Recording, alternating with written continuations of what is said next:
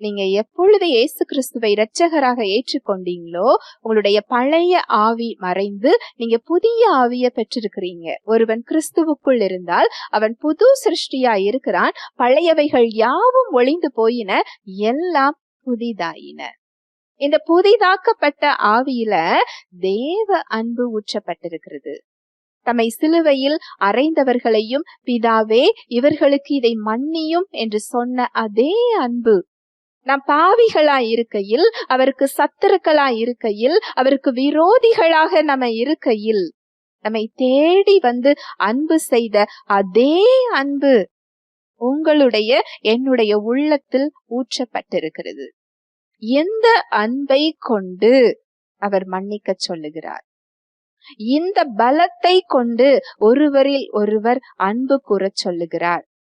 ஏனென்றால் இது தேவனை மகிமைப்படுத்துகிற இடமாக இருக்கிறது.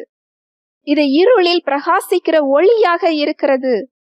இந்த அன்பு வெளிப்படவில்லை என்றால் இருள் நிறைந்த உலகமானது ஒளியை எப்படி பெற்றுக்கொள்ளும்?